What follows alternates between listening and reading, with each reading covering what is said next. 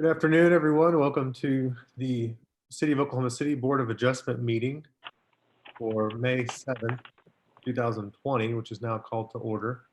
A few announcements before we begin. If the conference is disconnected at any time, the meeting will be stopped and reconvened so that the connection can be restored.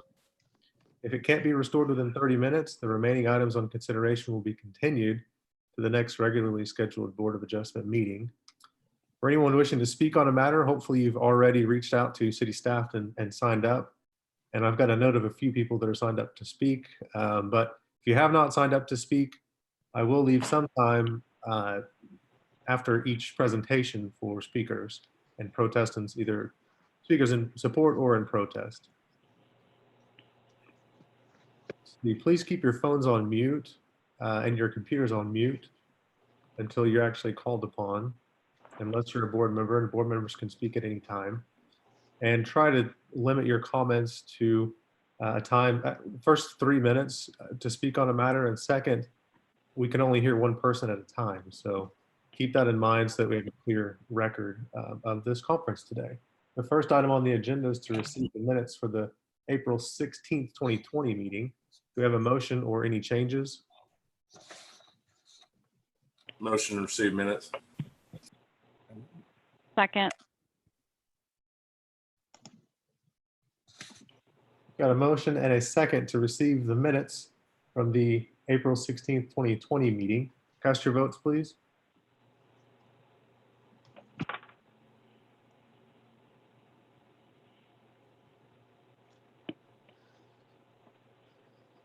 It looks like, Mr. Voorhees, if you could click through PrimeGov. I lost it.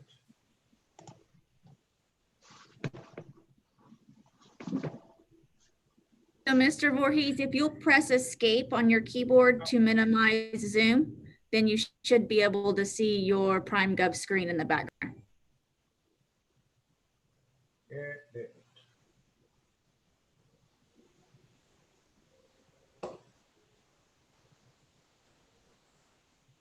No, it didn't. Oh, wait a minute.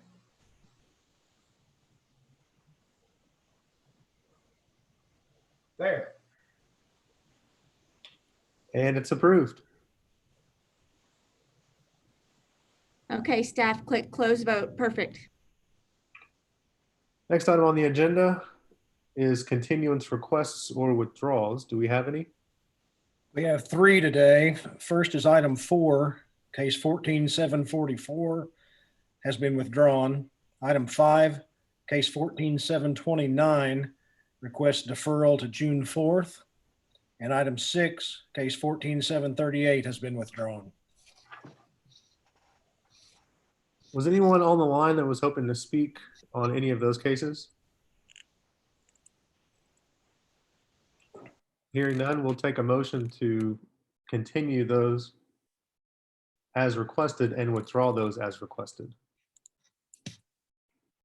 So moved.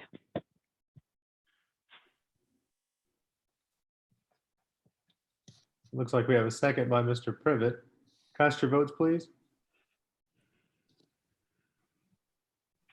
And those are approved. And we have another partial continuance request, but we'll discuss that whenever that comes up on the agenda. Next item on the agenda is the consent docket. And we have no items on the consent docket. So the next item is the items requiring, or are the items requiring a separate vote. Can we call the first item, please? Yeah, the first item for individual consideration is item 1, case 14745, request of Blue Ribbon Construction for the variance for the standards for accessory building located at 14030 and 14130 Southeast 73rd Street. Is the applicant on the line? Charles Allen with Hale Surveying here. Can you hear me? Yes, sir. If you wanted to go ahead and present your Okay. application.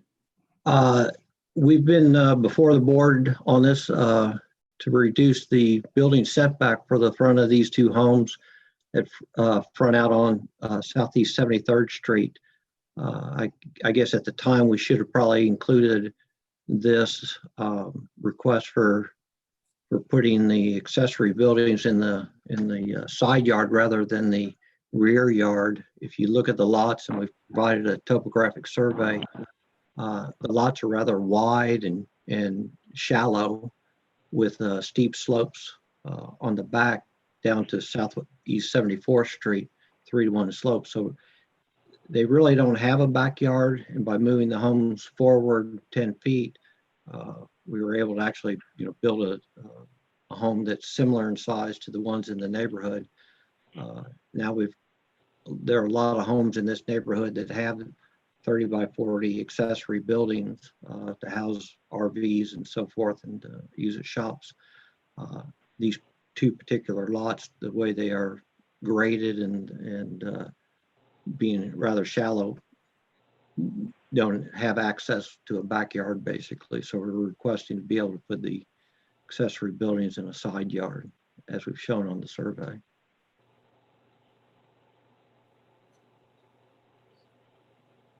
It doesn't look like this request, you need any variances to any setback requirements other than the one Other you're, than being behind the back wall of the house, okay. which is only going to be 5 or 10 feet. So Board members, any questions or comments?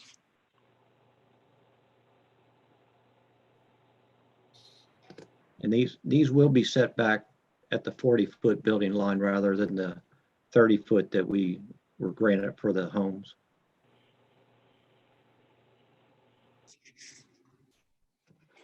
I don't have anyone else signed up to speak. Is there anyone else on the line that would like to speak on this matter? Brett Shattuck with Blue Ribbon may be on. I'm not sure he's got anything to add other than if you had any questions about the architecture of the buildings.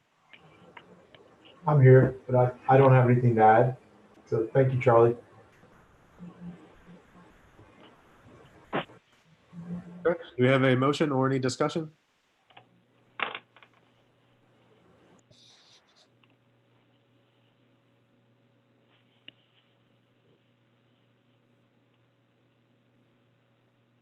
Sorry, I was trying to get unmuted here. This is Monica, and I'll move that application number 14745 is granted for the reasons that it meets the statutory conditions.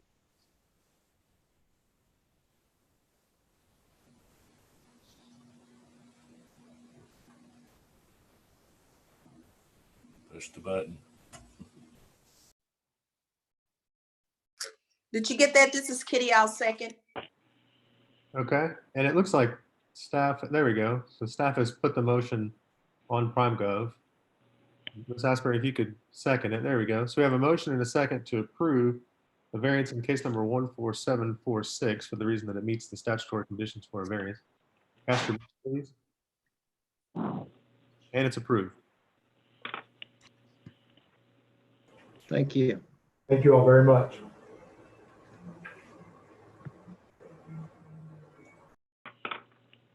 Item 2 is case 14746, request of Alan and Angela Smith for a variance to the non-conforming use regulations and the limit of one structure per lot in the HP Historic Preservation District located at 509 Northwest 17th Street.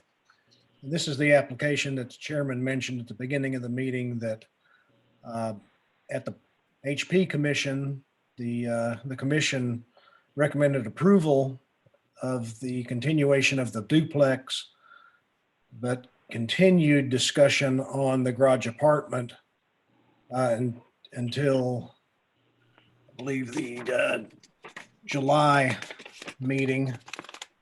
So that would need to be continued to our July 2nd meeting.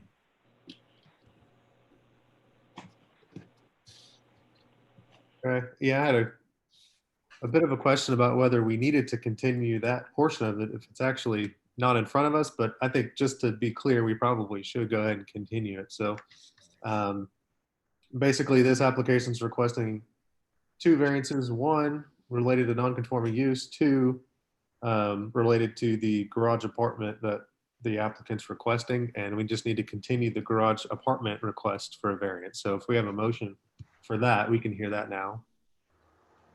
This is Kitty. I'd like to make a motion that we continue discussion on case number 1476, based upon the garage being constructed until our July the 2nd meeting.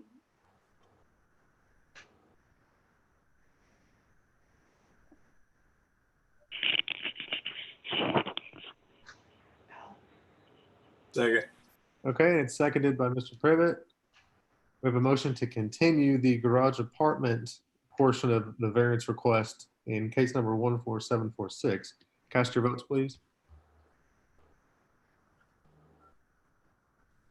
And that item is continued, or that request for a variance is continued. And now we'll begin the presentation on the other variance request. I will note, if there's anyone on the line that was intending to protest the garage apartment portion of that variance request, you can certainly stick around and listen. I understand that there were going to be a few protests on that portion, but since that's just been continued, we don't need to hear protests on that variance. And with that, we'll begin the presentation portion from the applicant on the non-conforming use request for a variance. Thank you. I'm Alan Smith. This is my wife, Angela. First of all, we'd like to thank the Historical Preservation Committee for their support of the application. We are asking the house, the structure was built as a duplex back in 1925. And at some point in time, it was converted to a single family property, basically by taking out 3 walls or 3 small doors. 2 of them upstairs, 1 of them was actually downstairs. There wasn't anything else as far as any, remodel on that to change it into a single family home. They just opened up the actual 2 sides. And all we're asking, prior to purchasing the property, I went to the zoning office, and I asked them if it was a duplex, could be converted back to a duplex, any of that, and they actually told me yes, it still has the 2 addresses, 509 and 511, and that it could be changed back to a duplex. We at that time, and that's actually my fault, I didn't go through all the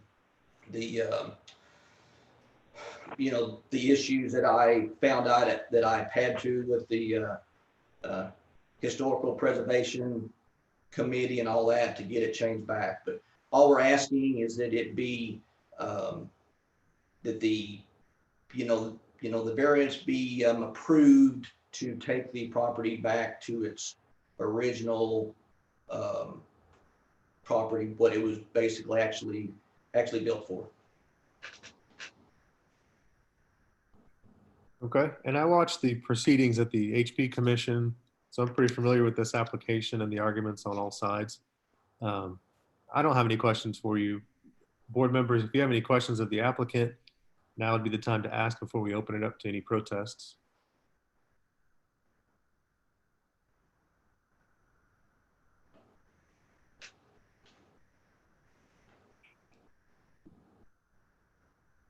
Okay, seeing none. If there's anyone on the line that wanted to protest, again, not the garage apartment portion, but the non-conforming use portion of this application.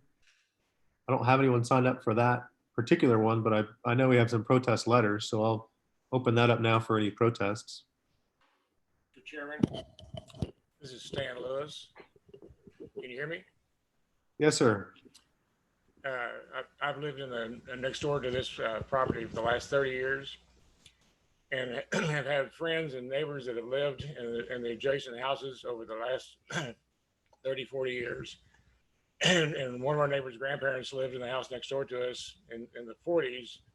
And back to that date, that property was a single family dwelling. So we know at least back almost 80 years ago that their house was operating as a single family house. And we just feel like most of the neighbors have signed an agreement. They would like to stay a single family home.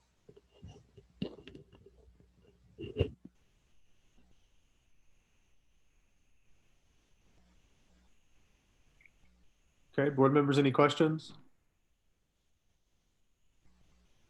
Okay. Was anyone else on the line that wanted to speak either in support or protest of the application? Yes, Mr. Chairman, this is Evan Way speaking in protest to the application. Okay, go ahead, sir.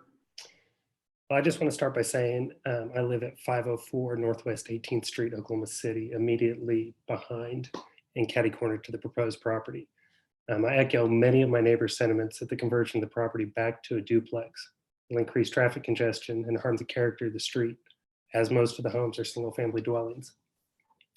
I'd also like to add that this conversion will ultimately result in more additional street parking, which will make it even more difficult for city services like garbage trucks to travel the road and could impede emergency response vehicles that are required to travel down a vehicle-lined street. In addition to the voiced concerns, the applicants are unable to show a hardship that justifies a variance of non-conforming use. In fact, the primary reason to convert the premises to a duplex seems to be for a commercial purpose and not the restoration of the property to its historic beginnings. This hardship, if any, is self-created. The property has been a single-family dwelling for at least the past 30 years, according to the applicant's application. No owner occupying the premises during this time identified a hardship. Indeed, the character and nature of the neighborhood has been shifting in the opposite direction from what the applicants propose.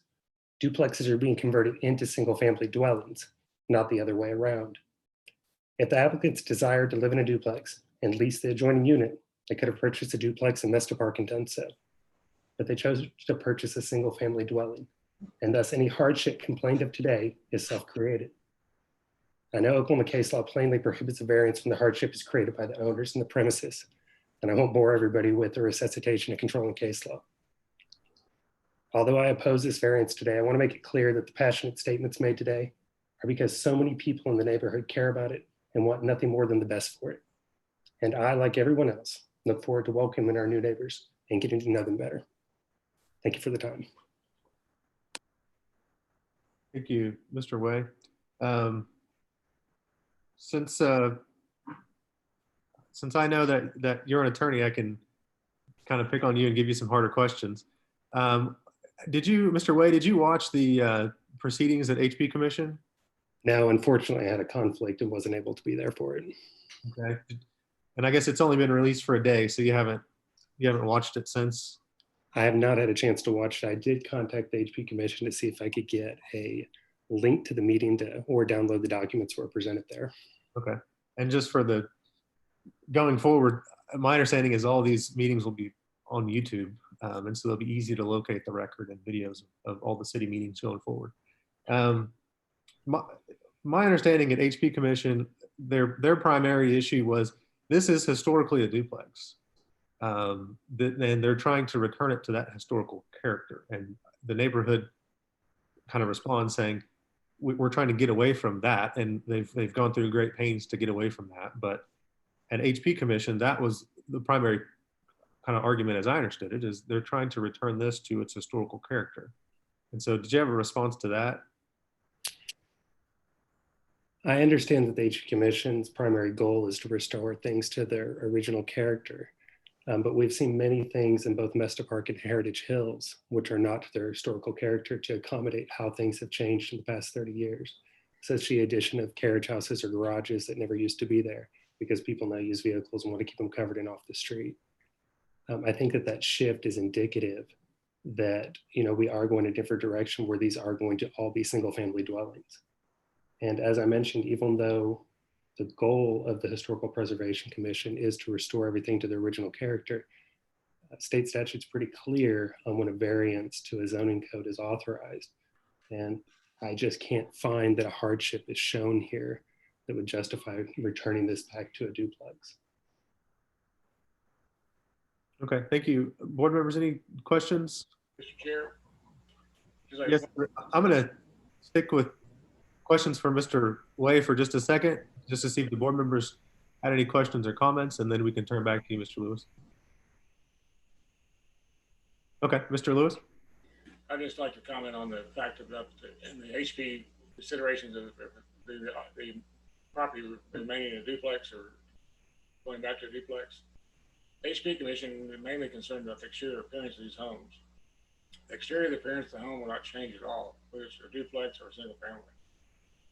There's no double doors going in. There's no changes to exterior that we made between the two. So HP really didn't have a problem with it, being a duplex or a single family, because they don't really address the interiors of the homes. That's not their gritty. Yeah, thank you, sir. To the applicants, one, I'll allow any response that you would like to the comments that have been made. Well, I guess before we do that, we'll switch to see if there are any other protests. Were there any other protests on the line? And was there anyone other than the applicant intending to speak in support? Okay, back to the applicants. I'll let you respond to anything that's been said or anything that you'd like to add, but in particular, I think Mr. Wade's correct that there are elements that as the Board of Adjustment, we have to meet, and one of those elements is a hardship. And so. Yes, sir. And I absolutely understand that. And I can tell you that the hardship absolutely exists. And I believe we put that into our documentation to start with. We originally, prior to purchasing the property, I purchased it specifically on the assurance from the zoning office that it could be turned back into a duplex, that there was 2 addresses. It's a financial hardship to start with for us, just with the cost of the house. And absolutely, I understand, whoever we end up actually renting to, they're going to be our neighbors. They're going to be living right next door to me. We are going to be extremely diligent in who we choose to have actually sharing a structure with us. So that, and I would not have purchased the property if I wasn't sure that I would be able to turn it to get, the variance to get it back to a duplex. 509, 511, 2 addresses. It was a duplex previously. I mean, it was actually built as a duplex. So, I mean, absolutely, the hardship more than anything to us would actually be financial. So, and, as far as the, parking, I'm kind of shocked at how many people are bringing that up. I mean, I drive by there every single day, and there's always, we don't want parking on the street either. And our plan is to ensure that the reason that we change the, the date for the, garage apartment is because we want our, the architect to come up with some better plans for a smaller structure and parking as well back there to ensure that all cars will be able to park in the backyard. But as I said, every day I drive over there, there's 7 or 8 cars parked in the street every single day. And I don't like that either. And so I'm just kind of shocked. And I know some of the people that have actually signed the petition, or some of the street people in their houses that are actually parking on the street. So that kind of bothers me, I guess. So anyway, that's really all I've got. I'm going to turn it over to my wife and see if she has anything she'd like to add, if that's okay. May I speak? Sure.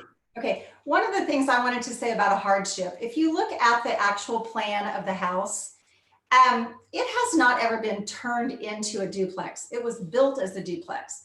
And while people have lived there as a single family home, it was very awkwardly. There is no way to open up this home into in the board meeting. Single family home. Oh, I'm sorry. Okay. Thought somebody was speaking to me. If you look at the plan, there's 2 staircases that go right up the middle of the home. There's just absolutely no way to even open it up into a single family home and make it flow.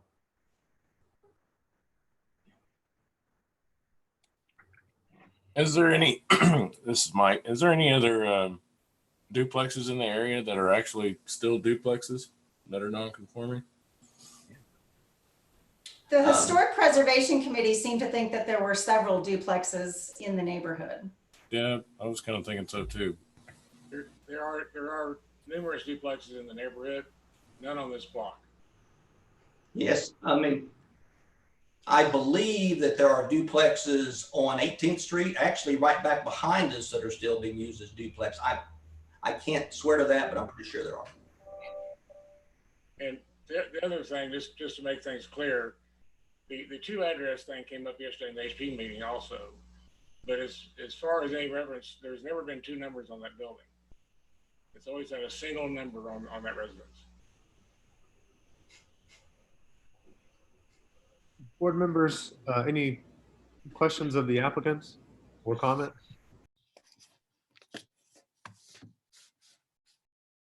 The only other thing, can I say one more thing? Sure. As far as like possibly two extra cars in our property, I've often wondered how it would be any different if I had 2 or 3 teenage children that had moved in with me that also had cars.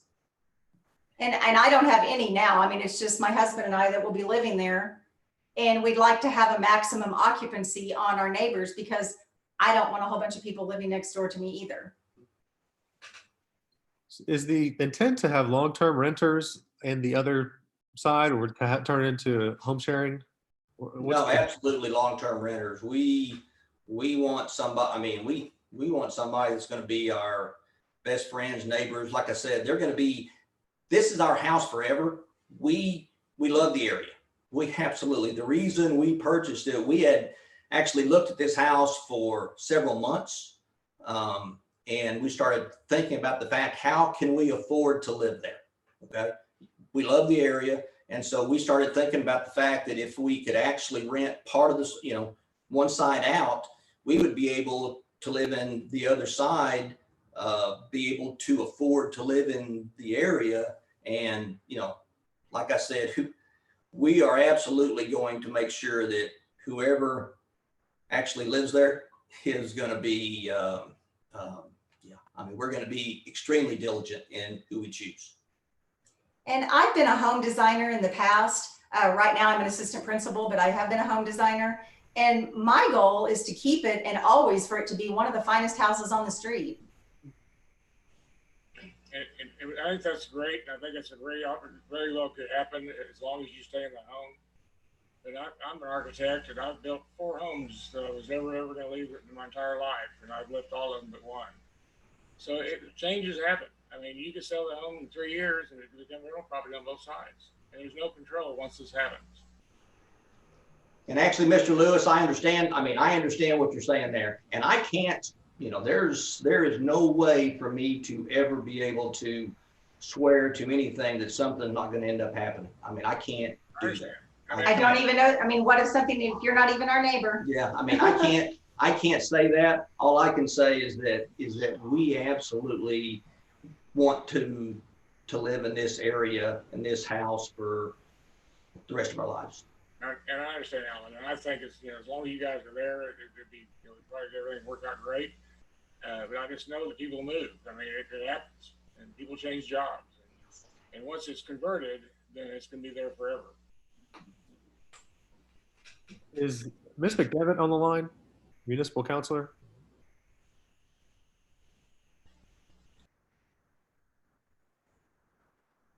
Doesn't sound like she is, or at least is. Sorry, I was unmuting. Okay. Sorry to put you on the spot here with a legal analysis, but what are the implications of a temporal limit on a variance like this? Just the non-conforming use, I don't know that I've done anything with a temporal limit on something like that, because it has its own temporal limitations for when it even applies. So do you know off the top of your head?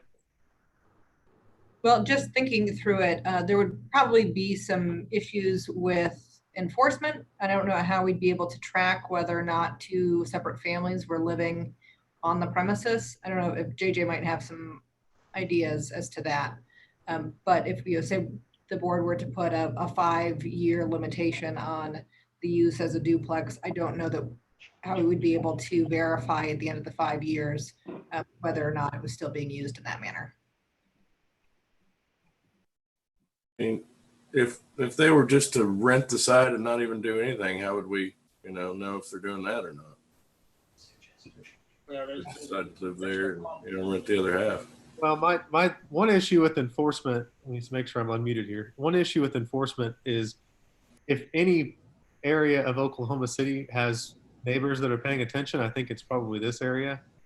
And so, if there was something, it could be kind of self-enforcing after a certain period of time. And not saying that that's what we would want to do or anything, but just thinking through the options that came to mind as maybe a potential solution is to have a temporal variance granted for a period of years. And if there are no issues during that period of time, then it can be continued for another period of time or indefinitely. And if there are issues, it could be reassessed at that time. Could we do it on the condition that the house doesn't change owners? I mean, once it does, my understanding is it carries with the property. And so, I mean, I guess we could try to condition it, particularly if Ms. McDevitt has any issues. But my understanding is we haven't ever done anything like that where it's tied to the actual owner. Right, because we don't typically get notice when a property is sold. So we wouldn't be aware of the Smiths having transferred the property. Well, there would be numerous problems with that solution. The fact that I assume that the property will separate all the mechanical systems between the two units, separate the plumbing between the units. So if you ever went back to single family, you'd have to redo all that work. I mean, it'd be very expensive.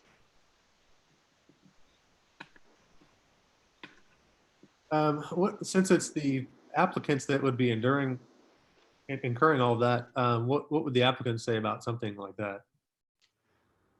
Go ahead. Are you talking about the condition of it, maybe not being a duplex again if there were a new owner? Really for a period of years. So I know you intend to live there for a very long time, but if there's a period of years, say 5 to 10 years, is that just going to defeat your plans so that it wouldn't be a useful variance, or would that be an acceptable condition for you? What did you?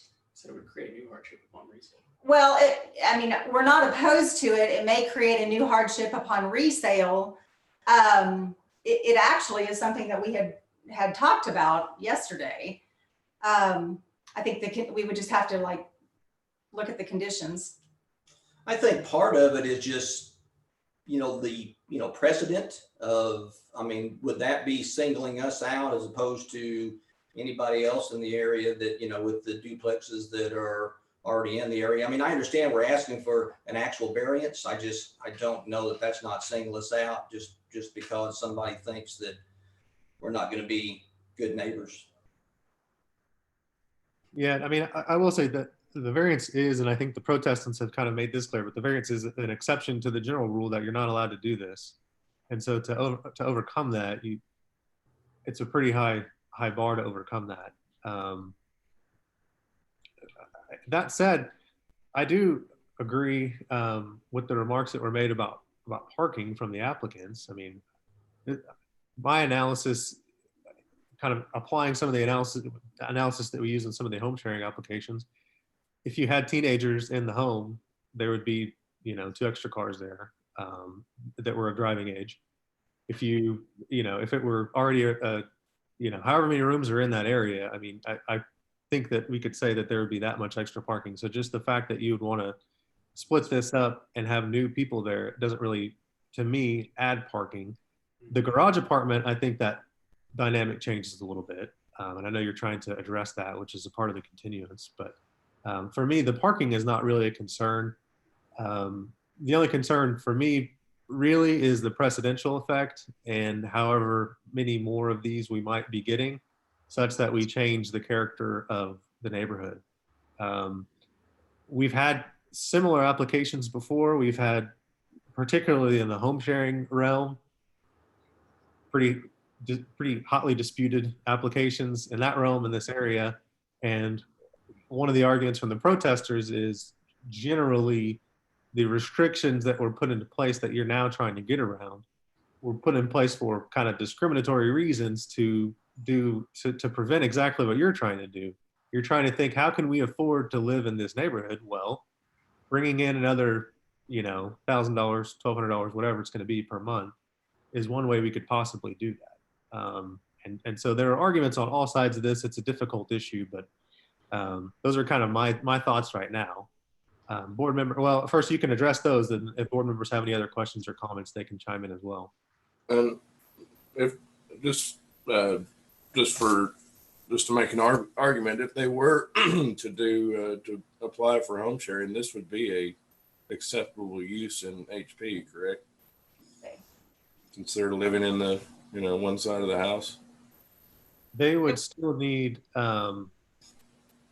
it say if it actually was a conforming duplex or whatever, it's in HP, they're living in it, if they wanted to short-term rent it, they would meet the requirements. I think they would still need I think it's a special exception. I'll let Ms. McDevitt chime in, but right, yeah.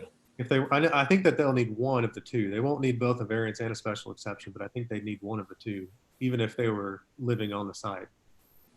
That is correct. So regardless of whether or not it's a duplex or that whatever structures might be on the premises, they would still need to get, because it's in the historic preservation district, they would still need to get a special exception. And that would be a separate application that would first go to the Historic Preservation Commission before coming to the board. Right. Okay. Okay, board members, any questions or comments?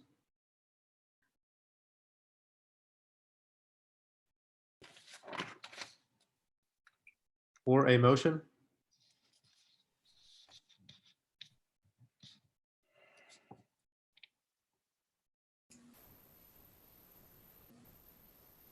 I'll make one if the button pops up.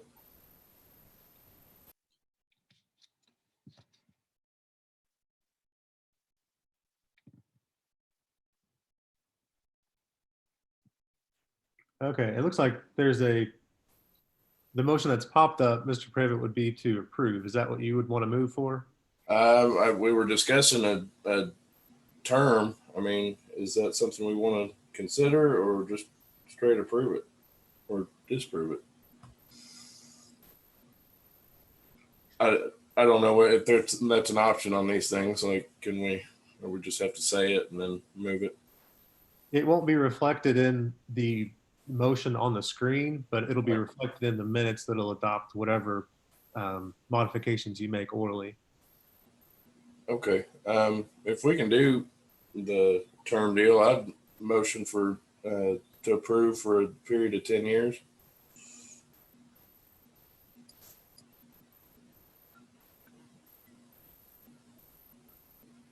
Okay, we have a motion to approve the variance for the non-conforming use in case number 14746. Do we have a second?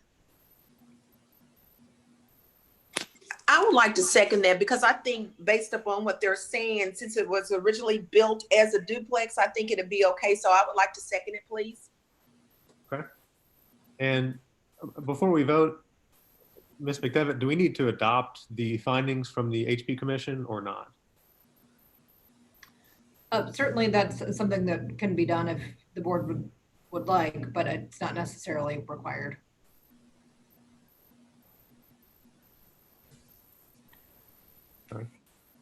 Mr. Privet, since you made the motion, did you want to adopt the findings of HP Commission? Sure. Okay, and then Ms. Asbury, did you want to second that motion?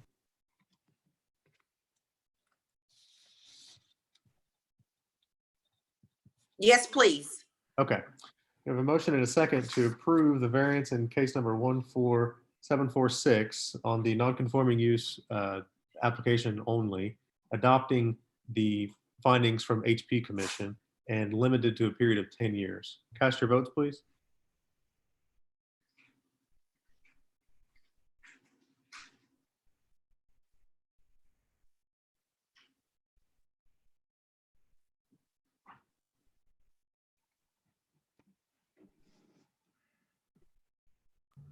And it looks like it's approved. If city staff could confirm. I thought I saw 5 out of 5 approved.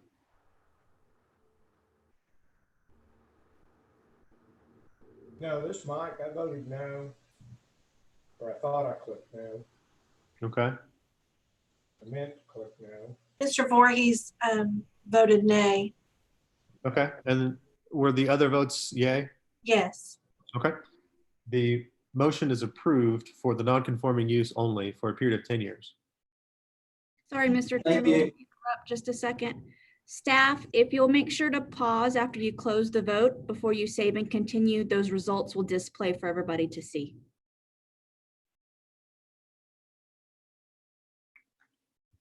Okay. Thank you, and we'll move on to the next item. Item 3, case 14-747, request of John Imes for a variance to the parking requirements located at 1807 North Classen Boulevard. Is the applicant on the line?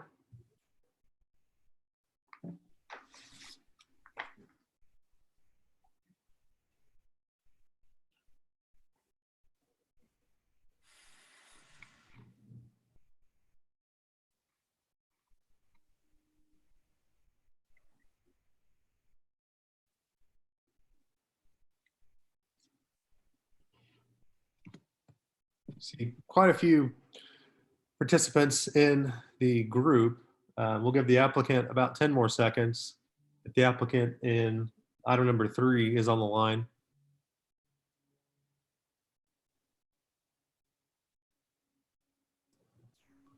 Chair, I do see the applicant.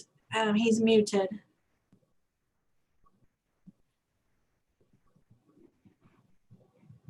Me now? Now we can hear you, sir. Okay, yes, I'm here. I apologize. Okay. If you wanted to present your application. Yes, we're asking for a variance. The city came back based upon our current zoning, I believe saying that we required roughly 30 plus parking spaces for our restaurant. And unfortunately in that particular lot, it hasn't been properly striped in probably quite a few years. But my guess would be you're roughly 10 to 12 parking spaces, including ADA compliant parking spaces. And so we were asking for a variance on that. Okay. Could you state your name and address for the record, just for the purposes of the record, please? Sure. My name is John Imes, I-M-E-S, 1703 North Canary Drive, Edmond, Oklahoma. Okay. And did you know the exact number of parking spaces you would need as a part of this variance? Or how many parking spaces you're trying to vary?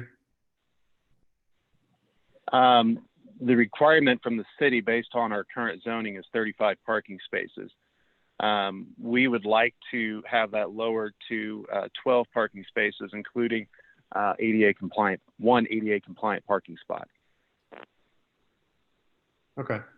And this is a pretty large variance.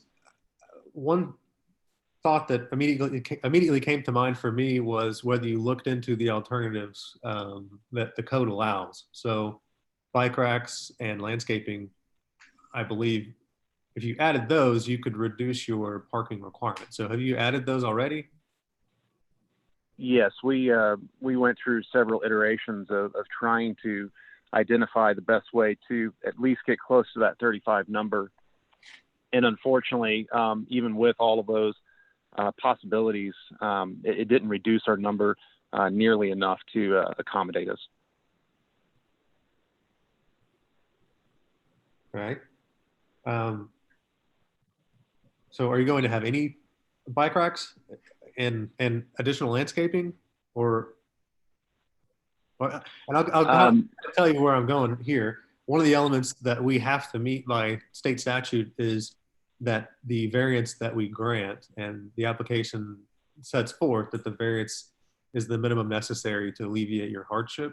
And so for these situations, we generally require you to exhaust all other alternatives and get that variance down to the smallest amount necessary before we entertain a motion. We would be more than happy to put the bike racks in, as well as landscaping. We would have to look at some ideas on how we could accomplish that, as there is no real greenery along the face of the building. But, planters and what have you would be I'm sure the owner would be more than happy to consider putting those in. Okay. Yeah, and that was my only thought. I currently can't support it, the application. I'm only one board member, but I can't support the application just because it's a huge variance. And if you can get that down by some of these alternatives like bike racks and landscaping and whatever else you can think of, or even finding places to add new spaces, I could get on board with it, I think. But as it stands right now, I think the variance is too large for me personally. Well, we'd also done some other things that have not yet been submitted to the city to bring our overall occupancy load down, which would also in turn bring the amount of required parking spaces down as well. At this point, that had not been submitted just because we would still run into the same issue of needing a variance. So if the proper protocol and procedure is for us to implement those things, resubmit it to the city, and then come back for a variance, we could certainly do that. I think ideally within this particular property, we could probably get somewhere in the neighborhood, depending on how we restripe it and get creative with the overall property. We could probably get upwards of 14 to 15 spots. But if we're doing it per the requirements, I think it's going to be very difficult to get much more than that. And unfortunately, this property is, it's in a fantastic location, and there's really no restaurants or retail spaces anywhere in close proximity other than the grocery store that has, anywhere close to this amount of parking requirement. And so we were, hoping and pleading our case that, we can get probably that 12 mark and upwards of 14 or 15 if we get a little bit more creative with the striping. Okay. Yeah, I mean, I think personally, for me, if you could get that number up to 14 or 15, and then through these alternatives, reduce the number that's actually required, so that instead of 35, maybe it's 20, then your variance would only be 5 parking spaces, and I think you'd get a lot more support from the board, or at least from me. Board members, any questions or comments? My only comment was going to be what you've already discussed, being a little excessive. So this is Kitty. Is my mic on? Yes. Okay, so I do have a concern because according to what I read, that the capacity of the restaurant is 50. And if you don't have enough parking space for them and you're wanting to go down to 12, where are they going to park? Yeah, and this is, he's, I think, sort of touching on that with reducing the capacity. They're talking about potentially changing that so the capacity might be lower than 50, which would change your calculus.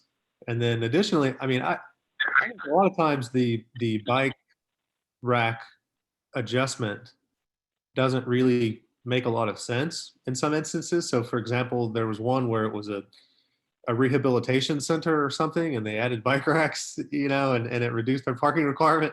The obvious irony being people that are going through rehabilitation probably aren't going to be riding a lot of bikes. But in any event, in this area, I think that's a little bit different because they're in an area that there's a lot of residential that's within biking distance from this area. And so I really think it would make sense here if they added that and can bring that number down.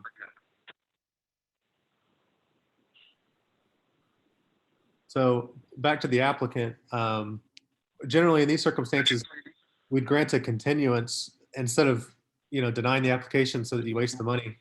We'd grant a continuance so that you can kind of make these adjustments and then present a renewed application to the board. Is that something you could do? Yes, absolutely. Okay. And how long do you think you would need? We meet every 2 weeks unless we skip a meeting, which I'll get with Cindy here in a second on, but generally a month is appropriate, I think. But we could turn this around quite quickly. In fact, within a few days, we're really trying to push forward with the project, and I think the owner is wanting to take the opportunity right now, especially considering all the circumstances with COVID, to try to, get a little, get up and running to as much as he can. So I could have a revised information to you here in a couple days. I'd also like to throw in one other consideration too, that even though the total seating capacity is approximately 50, a majority of this business is to-go business. And, currently the Sausage Sicilian is a very reputable food truck, and this would be their brick and mortar to do a majority of their prep work here in town. And most of what we anticipate pushing out the door would be to go. Also, they have very good relationships with the neighboring building that has a ton of spaces that are completely unutilized by their company that have already agreed to allow them to utilize those spaces if need be.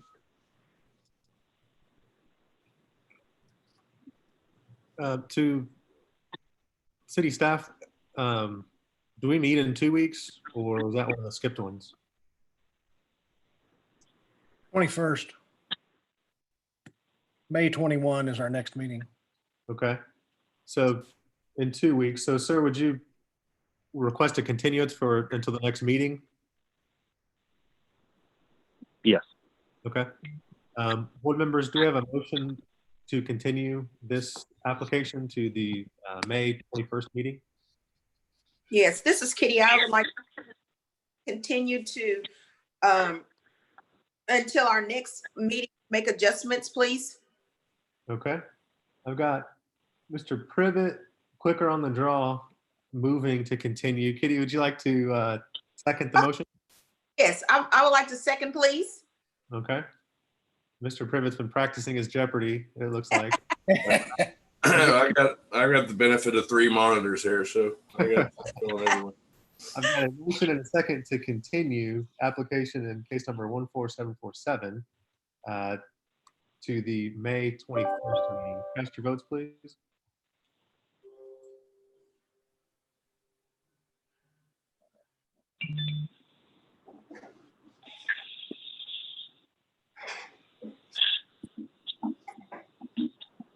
And it looks like it is approved. We need to have the votes show on the screen of how each board member has voted. Sorry to interrupt. This is Mickey with the city clerk's office. So staff, we're gonna need to have the commission re-vote item 2, the second motion on item 2 and this current item, because so when you open the vote, when they're done voting, you need to click close vote, and then you need to pause till it displays and then click save and close. Otherwise, we're not seeing the votes on the screen. And that's a requirement for the public, for the virtual meetings. Okay, do we want to start with this last motion then? You're saying we need to re-vote? Correct, Mr. Chair. Okay. If we could put that motion back on the screen then, and the voting window.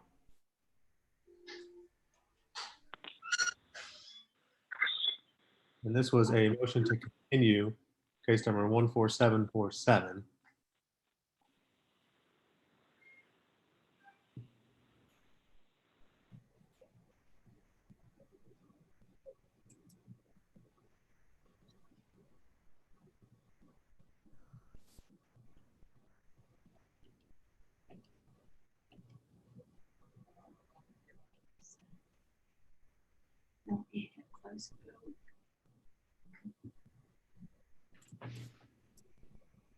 Oh, okay, great. Okay. So now do we want to move back? And if the applicant in this case can go ahead and get off the line, if you'd like, you can certainly see how the sausage is made and stick around if you like, but we'll have to go back and vote on case number 2, item number 2. This one, just click on that. Yeah. They're going to do a new motion to approve for 10 years.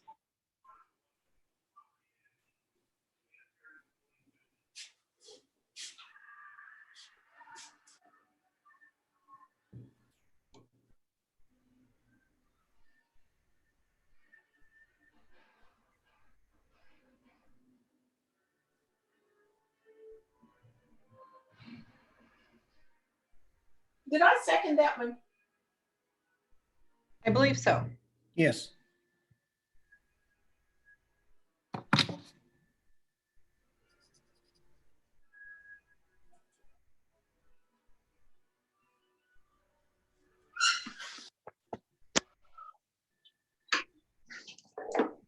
Okay, and did we need to vote for the continuance on this one as well? Mr. Chair, I believe that one displayed, but if you want to do it again for the record's sake, we can. We might as well when we're all here. Yeah.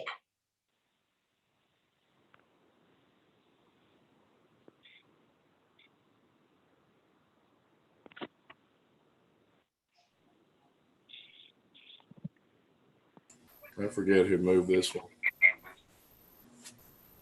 That was Kitty. Okay.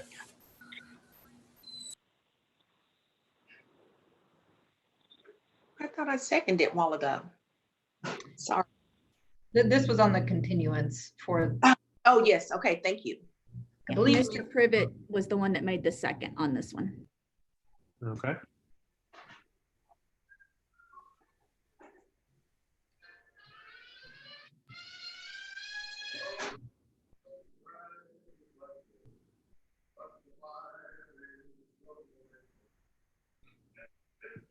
Yes, oh, he did. So I didn't close the vote. Okay, and did you think the first item was acceptable, or do we need to vote on that one as well? I guess we might as well. If JJ, do you have the record of who moved to approve that one and who seconded? Motion Ibarra, second Asbury. Okay, we might as well do that just in case, so that there are no issues.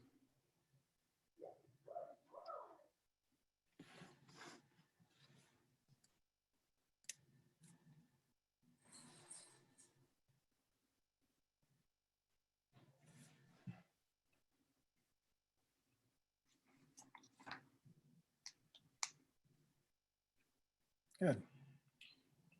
Okay.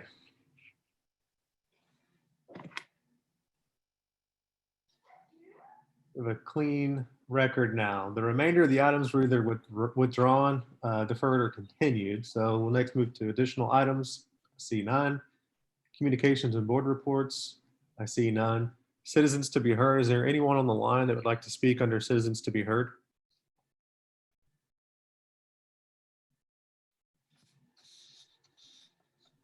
Seeing none. Board members and staff, any other business? None. Okay, we are adjourned.